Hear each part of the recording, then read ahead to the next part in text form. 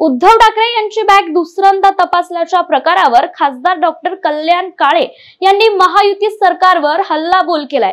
जालन्याच्या लोकांनी रावसाहेब दानवे यांना पराभूत केल्यानंतर त्यांनी एकदा काठीने लोकांना मारलं, त्यानंतर आता काठीचा जोर संपला म्हणून लाथा मारायला सुरुवात केली आहे, असा टोला कल्याण काळे यांनी दानवे यांना लगावलाय।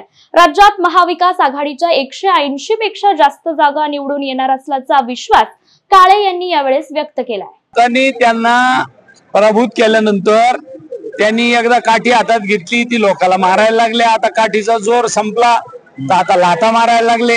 आता किती दिवस लाथा मारतील माहित नाही, परंतु लोकांनी त्यांना आता त्यांची जागा दाखवून दिली। म्हणून हे लोकांना आधीच माहित होतं, म्हणून त्यांना निवडून नाही दिलं, मला निवडून दिलं। 160 ते 165 जागा महायुतीला दाखवण्यात आलेल्या 180 जागेच्या पेक्षा जास्त जागा महाविकास आघाडीच्या निवडून येतील।